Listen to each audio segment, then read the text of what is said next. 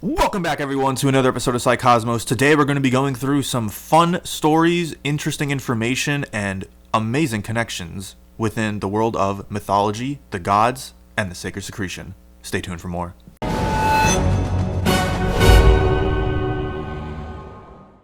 We are going to be discussing gods, myths, legends, and the sacred secretion. We're just going to jump right into it, starting off with Egyptian. Now, this is going to be a longer style video, so we're going to talk about a bunch of different religions here. And Egyptian is one that we definitely have to go to. This is one that is deeply rooted in a lot of esoteric mysteries and hidden agendas. So the Egyptian pantheon has essentially a wide slew of different gods and goddesses. They were really big on the ideas of dualities and trinities. This is because they understood how a lot of the higher realms and ways of the celestial ethereal realms kind of worked in relation to our own, and by that I mean the heavens, of course. Today we're going to be starting with the story of Horus, who eventually becomes Ra. Horus, of course, is a god that has a falcon head. Falcons, of course, are known for having very good eyesight. And Ra, of course, is also another bird-like creature. But when Horus evolves into Ra, he gains a sun and a moon in his eyes. So one eye has the moon, one eye has the sun, specifically, and there's a lot of deeper hidden meanings to that. Before Horus becomes Ra, there's an entire story, a hero's journey that Horus goes through. So Horus is a prince. He's the son of Osiris, which is the old dead king, and Isis, which is the eternal mother and the holy mother. A lot of the times, Osiris is represented by the sign of Capricorn. It is a Saturnian element. It has a lot of relation to the demiurge or a lot of the material world. This is also why Osiris essentially dies in this story.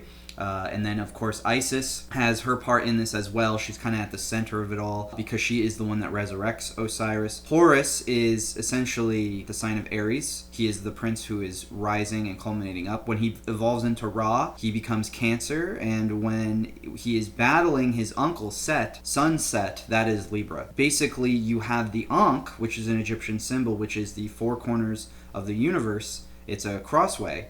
And Horus is the right ascending. Actually, that's one of the many mysteries behind the name Ra in and of itself, R-A, Ra, right ascending. So Horus is the sun.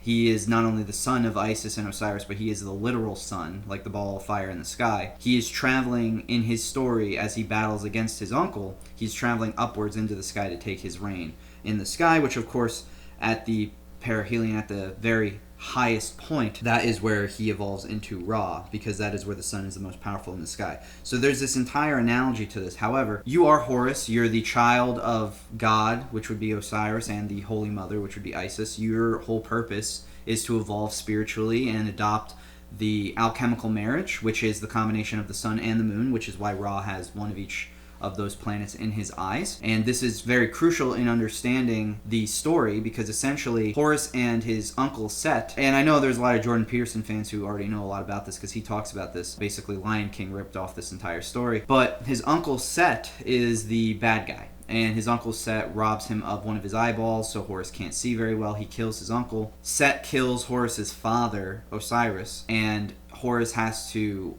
save the world basically by killing his evil uncle. There's a lot of analogies that kind of go into this. Of course, the evil uncle is a reflection of kind of that Cain and Abel story that we have here with his brother Osiris.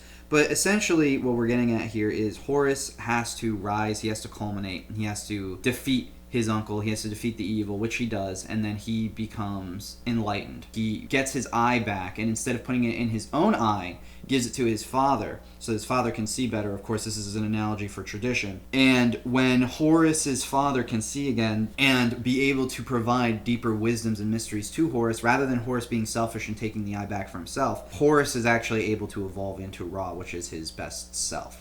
So again, this is kind of in parallel with cycles, sacred secretion, and this actually plays into sacred secretion due to the way that cycles work within the body, due to the way that the cross is a symbol of the sacred secretion process within the body, and due to the way that the sun is an archetype of both Horus and Ra and works in the sky as it goes from one side to the other each and every single day. This cycle occurs just like the same cycle that occurs within your body, not only every day as your cells are rebuilding themselves, but also once every lunar cycle. And of course, Isis is very representative of that moon, right? This entire story actually couldn't culminate if not for the moon, which is Isis in this sense. Isis, of course, had to penetrate herself with the phallus of Osiris to impregnate herself with Horus after Osiris was already dead. And what does this really mean? Essentially, a lot of the wise sages believed that after what the scientific community called the Big Bang Theory, after that occurred, there was basically just this feminine aspect, which was the universe, which was marinating in this big womb of space, right? So Osiris is basically the death that's left behind.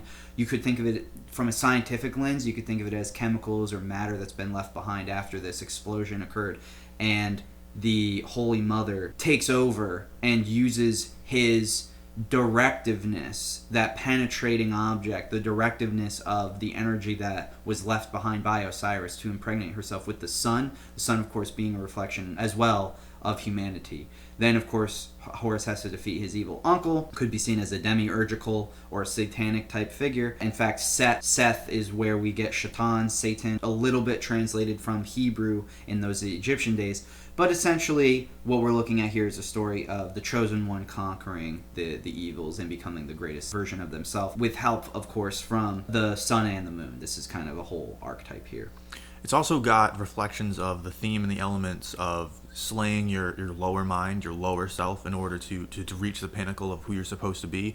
So if you look at Osiris, he's killed by his, I guess you could call him his demons, his darker self, his own brother, right? So you are your own worst enemy. Mm-hmm. And the version of himself that goes on is Horus, and Horus is the sun, the shining, rising king, the prince that becomes king by avenging, righteous vengeance, taking out his evil uncle. But he's not born from the normal physical union between Osiris and Isis. He's formed from this sort of magical ritual in which she takes much more active role than Osiris does, because by this point he's dead.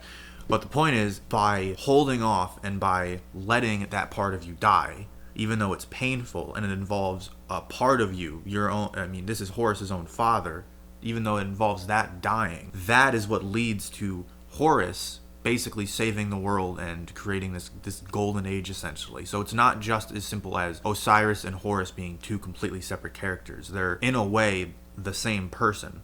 Osiris lives on in Horus, and it's because of the way that his union with his wife happened, and it's the way that he died and he was avenged. Is that, again, Seth isn't his own character either. He's the adversary in you. You are your own worst enemy. Satan, Ha-Satan, the adversary, is in you. And the bad part of that is that you limit yourself and you tear yourself down, and you know the easiest and worst ways to do that to yourself better than anybody else. But the good part of that, quote unquote, if you will, is that that's your adversary to overcome. And you need that in a little bit of way to drive you forward, to point out and to undermine the bad parts of you so that you can eliminate them and root them out and take out those parts of the adversary. So that's what it's really about.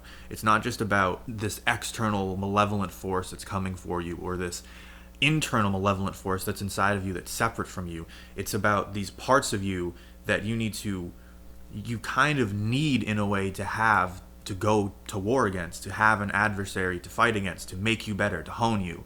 And you need to basically kill that in a sense. And it is painful and it is a process, but that's how you get to be the golden, shining prince that becomes king. Like, that's how you do it. That's right. And that's exactly why we should be studying some of the things in Egyptian folklore and mythologies, because it has much deeper meanings than people think.